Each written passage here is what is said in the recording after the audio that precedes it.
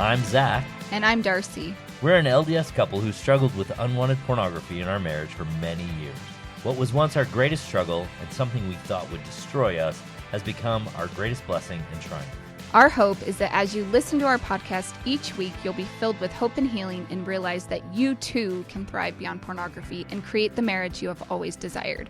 Welcome to Thrive Beyond Pornography. We're so glad you're here and we believe in you.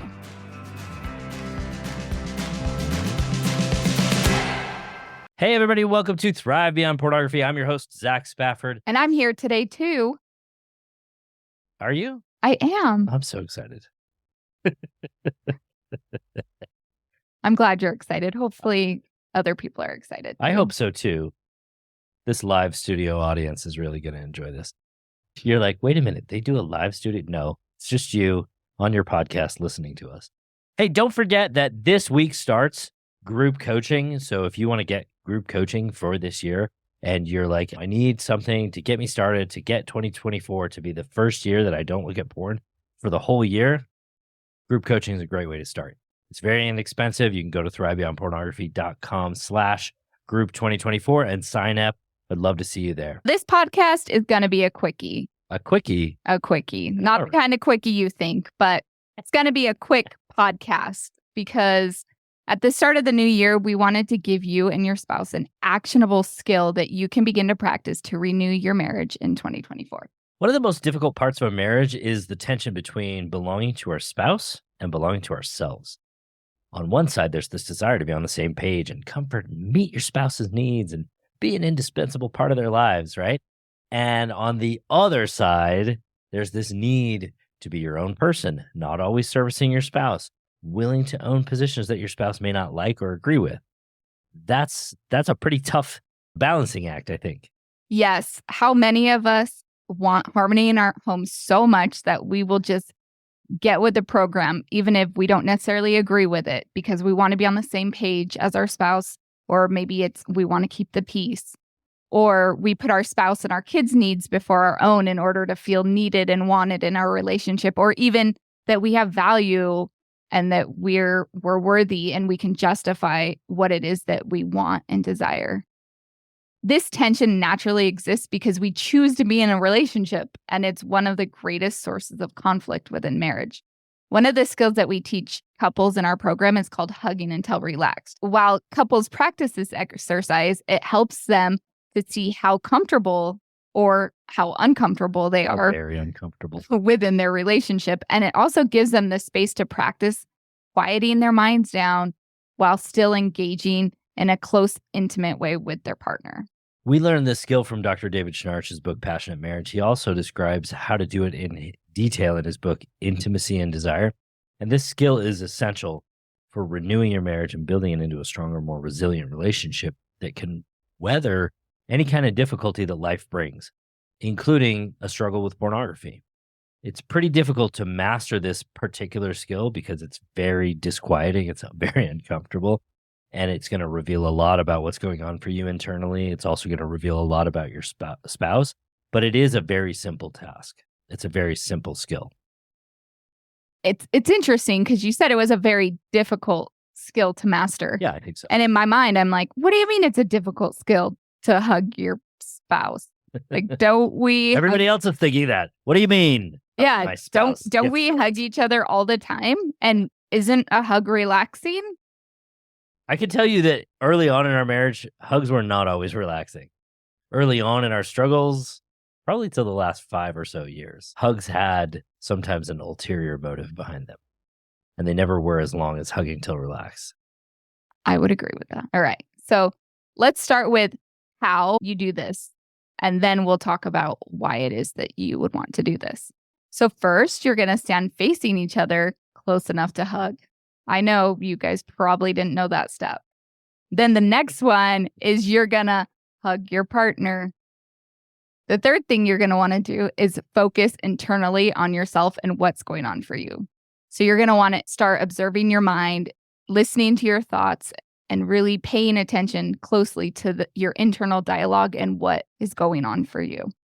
And then the last thing you're going to want to do, and this is where it gets kind of hard, is you're going to want to quiet your mind down. and quiet all the anxieties that you might be feeling in your body and just relax. And that's where the relaxing part comes in on the title of Hugging Until Relaxed. So that's it. Stand, hug, observe, quiet. Those are the 4 steps. Very, very simple instructions. I think where this becomes difficult is in the second part of the name of this. Hugging, super simple. Till relaxed, not quite so simple. And I think that this is really going to start revealing a lot for you. This is about a 10-minute exercise. So 10 minutes, maybe 15 if you can't get relaxed by 10 minutes. For some of you, this is going to be heaven. Some of you are going to be like, hey, my spouse, they are finally going to pay attention to me. They're touching Get me. straight, They're close enough right. to me that they can touch me. Some of you will start wondering when it's going to be over. What you're looking to do is to be able to handle yourself and not get lost in anything that might be making yourself or your spouse anxious. You want to observe your own mind. You're going to watch for any insights as to what's going on for you. This is about being present in your brain and being present with your spouse at the same time. When you do this experiment, it will provide you and your spouse the chance to practice observing and handling your internal dialogue while still choosing to be close to your partner and be in intimate contact with each other. One of the most valuable things we see this experiment doing for ourselves and our clients is that it gives us the opportunity to really practice calming ourselves down when there's something that we're upset about. And let's be honest, we all get upset. And there's not a marriage out there that doesn't have conflict in it. This is a great exercise for learning how to handle that. If you are engaging with this practice on a regular basis, the odds are that at least some of the time that you are doing this, there will be conflict between the two of you. And this will give you the kick in the pants that you might need to choose to be close to your partner, even in times when you're not in perfect harmony.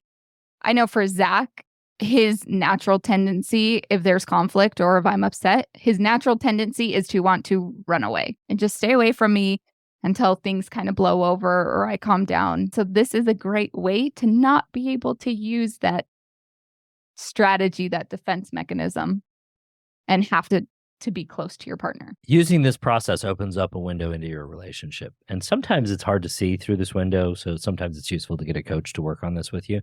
And it's going to help you see yourself and how you're operating in suboptimal ways to collude in the things that are making you unhappy, but that also may be stabilizing your relationship. So for instance, I don't really like running away from Darcy, as she put it. I don't like avoiding her, but it is one of the ways that I have used to stabilize our relationship in order to allow her to calm down and create space so that we could both stay in the relationship. But this process really helps us to address those things head on and allow ourselves to stay close and stay intimate and not have to run away. So let's talk about when we did this last week. So we did this exercise last week before we recorded the podcast, and we mentioned it a few times throughout that podcast. So let's just talk about what our experience in doing that was. So Yeah. Do you want to go first? Yeah, well, for me, it was just totally calming, totally relaxing, totally comfortable. In contrast to the way that hugs often went in early parts of our marriage, where we were like, I would rage clean and then you would come to me and you'd be like, hug me and tell me I'm okay. Mm-hmm. In contrast to that, this was where I was just annoyed and frustrated that we were even there. And you were hanging on me and trying to get me to stabilize you, both physically and mentally and emotionally. And I was like, I'm not having it. I'm rage cleaning. Let's clean the house, that kind of thing. Because I was hugging you as a way to say, hey, tell me I'm okay. Yeah. Tell me that we're okay. You know, I was Tell me using that as a way to try and connect in a way that would just calm my anxieties. Right. Where last week, I was able to just stay present with you. I enjoyed the touch. I enjoyed the contact, but I also knew that if I let go of you or fell to the floor dead, then I would be a multimillionaire. Yeah, you'd be a multimillionaire. But if I fell to the floor dead, I knew you would stay on your 2 feet. Where those old hugs, if I fell to the floor, you would have just toppled on top of me. Yes. Yeah, because you weren't holding on to yourself and I was trying to push you away. while I was also still trying to stabilize. Yeah. Because I would hold you and I'd be like, okay, we're done. And I'd be like, okay, I got to go, and push you off. So I was trying to stabilize you, but also not get too close, not really get intimate with you. So that for me was a beautiful contrast that I saw. Okay. So for me, if I'm being totally honest, we got the phone out and we like put the timer. Zach was setting the timer. And for me, my initial reaction was like, I felt like a little kid. I got a little giddy and I got a little bit anxious. And which is weird because I'm like, we hug all the time and we hug for long periods of time. So why am I like giggling right now? And I think part of it was I was just like, okay, this is weird to be setting a timer to hug. It feels so formal, you know? But for me, the first probably, 30 seconds, maybe a minute, I felt like I was like fighting back, wanting to laugh. And I was a little bit uncomfortable. And then I just started to quiet my mind and talk to myself like, why am I uncomfortable right now? We hug all the time. This is no different.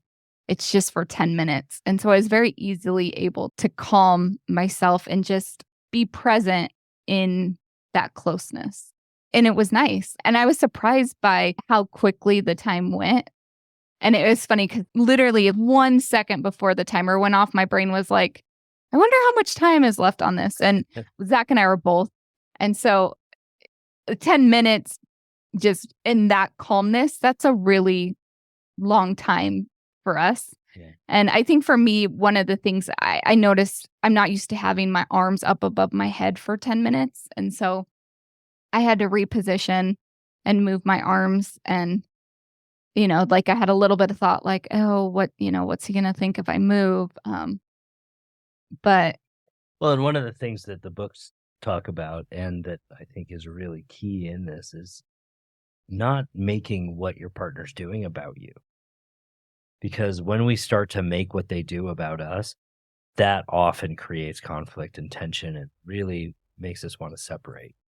And part of that process of us growing up was really making what you did not about me, and you doing the same on your end. You not making porn about you, me not making your upsetness about me, and really allowing each of us to work within those parameters in a meaningful way. So, this was just like this tiny little microcosm of a lot of the work that we did.